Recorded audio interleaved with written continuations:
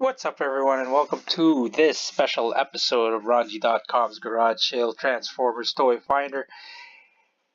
And in this episode, we're gonna talk about Bumblebee the movie. But first and foremost, we'd like to greet everybody a Merry Christmas and a Happy New Year. We'll have some more episodes before the New Year, but especially for those of you celebrating Christmas. For the rest of you, I hope you enjoy the holidays, the end of the year. You know, if you're joining your loved ones, your family, and all that. Now, we are going to talk about Bumblebee movie. Let's stop this one. We don't really need it. And I guess, so first and foremost, this is not a spoiler-free kind of review.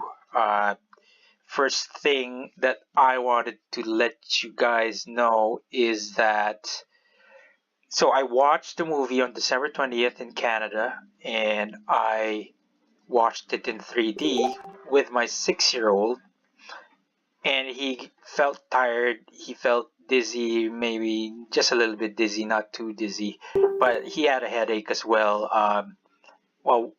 After watching it, midway through the whole thing, it wasn't 2 hours. The movie isn't 2 hours long, but it was too long basically if you watch it in 3D and if you're a young kid. So I don't recommend you to watch it in 3D if you're watching it with a younger kid. So that's one thing, but I do recommend the movie overall. It's the feeling that I got from the movie was that I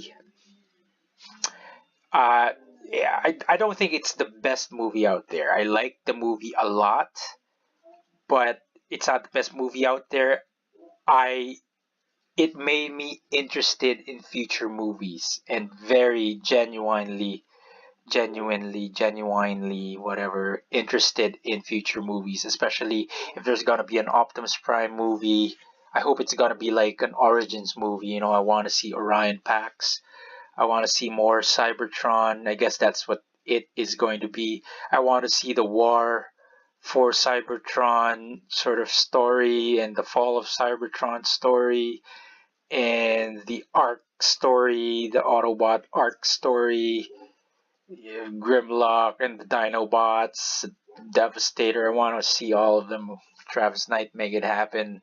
Producers, Lorenzo Di Bonaventura, I think, is the producer or one of the main producers. Of course, Steven Spielberg was the executive producer. But oh yeah, speaking of action sequences, the action sequences was good. Loved it, fluid. I like the robot designs. I like that they're not shiny new cars all the time. They have battle damage. They have rust. They're dusty. That I thought made them look more real than in the earlier movies. That's a good thing.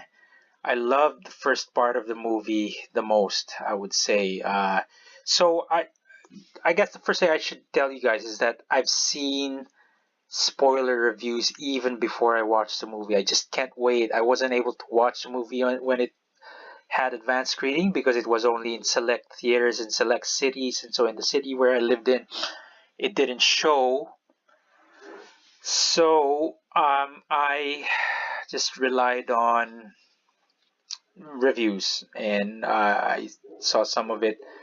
I so when I the whole time I was watching the movie, it wasn't like there was no element of surprise anymore.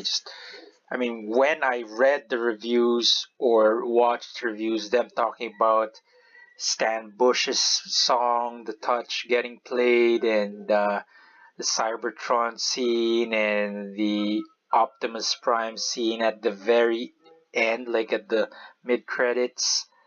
Oh man, even reading about that for the first time, it was great.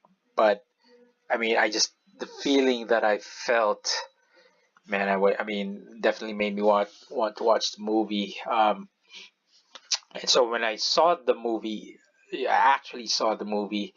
It wasn't there anymore, but I still like the movie, and I'd probably watch it again. Maybe not in the theater, just because I'm I'm a garage sale Transformers toy finder. I'm not gonna spend on the movie a second time at the movie theater. So I'm gonna wait for it on DVD or on Netflix. Uh, so let's talk about the first part. I was talking about the first part, the part where it's basically Cybertron was close to falling. Uh, it's sort of towards the end of the fall of Cybertron kind of thing. I just love the Cybertron design. I mean, it was what Cybertron should have been or is. It's not this planet with a bunch of hexagons. I think that's probably what I want to say about it. But I and then the robot designs, of course, the action sequences, the just everything just was just great. That's really the part that I want more of. It's my favorite part of the movie, to be honest. So there's a lot of human element in here, much better done, of course, than the earlier live action movies. But I just want robots, transforming robots and cars and vehicles, cool stuff. But I mean, it was part of it. I mean, it was well done, I think.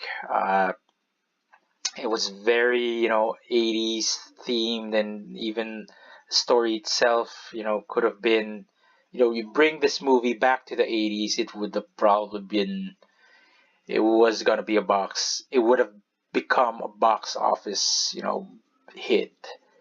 As in, it would have taken over Christmas. These days, sure, it's not going to be the number one movie. It went up against Aquaman. Aquaman has more history behind him. Of course, and that's DC, he's a superhero and things like that. So, and I think Aquaman, the movie, is cool. But of course, I'm a Transformers fan. So, oh man, just look at these guys. Oh, I just can't get enough of the robot Cybertron. Now, in terms of plot, so it flowed very well. Even the action sequences flowed very well. There was a story behind it, and that's part of what makes me curious. What makes me excited about the next movie. I want to see the next movie. I want to see what happens to Optimus Prime and Bumblebee after they drove down. Whoops! Spoiler alert. They were driving down the Golden Gate Bridge. I was wondering though why there wasn't any Autobot logo on Optimus Prime, but I guess while in alt mode, they are kind of not sending signals that way to that Decepticons can, track. So it's pretty much what happened to Bumblebee. Sort of. There's flaws in the movie, but for me, forgivable. Yeah, I must admit. So there's really just three Decepticons in the movie.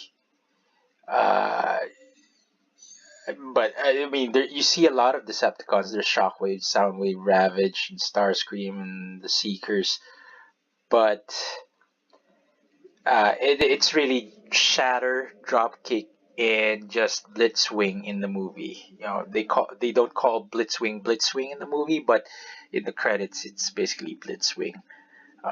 He doesn't transform it to a tank, so it's just the jet mode and robot mode of Blitzwing that we see. I hope they retract that. I want to see Blitzwing as a triple changer and not in those G1 Starscream colors. But I mean, fine, that's fine if you want to call that Blitzwing. I mean, if not Blitzwing, show me Astro Train or Octone and one of the classic triple changers. But what else should we talk about? I guess there's really not much else to talk about. Everything you saw in the trailers, that those are basically all the scenes in the movie. But of course, they do a little je ne sais quoi, maybe you would say, sleight of hand in the trailers, like when Dropkick and Shatter, like this no, not that part. When Dropkick and Shatter transform and meet the humans, that's actually two different scenes from the movie. Uh, what? Oh, okay, yeah. And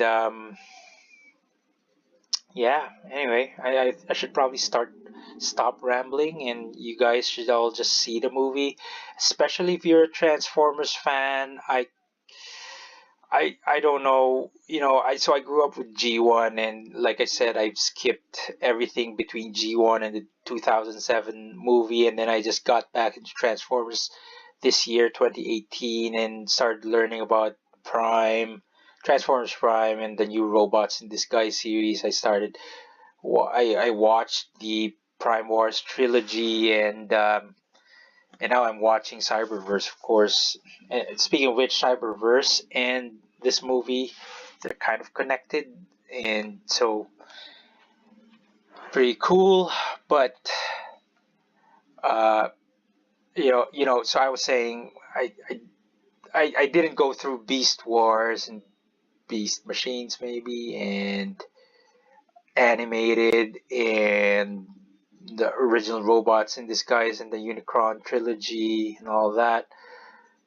And so I don't know, let's say someone who grew up with those things, even someone who just grew up with, and got introduced to Transformers through the Michael Bay movies. I don't know what you guys would think of this movie, but for me, man, I mean, for G1 fans, definitely it's a lot of people say it's better. Well, it is better in a lot of ways than the Bay movies, but I mean, Bay did what he did, and Travis Knight did what he did, and I just want to see the next movie. I'm looking forward to an all Cybertron movie. I'm looking forward to seeing the Ark. I'm looking forward to seeing who those uh,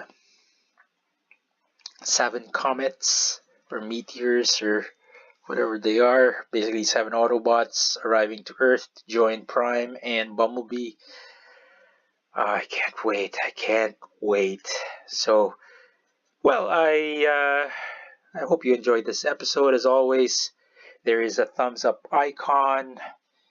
There is also a so yeah. Let's just show this. So there's a thumbs up icon there. If you click it, it means you like the movie or the video. This video. There is a subscribe button. Please click subscribe if you haven't done that. This is not my channel, but I'm just showing you stuff. So there's a notification bell icon to get notified about every new video from the channel. Yeah, let's do that. We can do that. And there's of course a comment section at the bottom of the video page. You can tell us. We'd love to hear from you, your comments, your suggestions, your thoughts. What did you like the most about the movie? So for me, it's the Cybertron part. What did you not or least like about the movie, or part of the movie? For me, maybe it's just all the human stuff, but I mean, I know it's necessary to the movie, to this one especially. So anyway, but I am looking forward to the full movie. Oh gosh.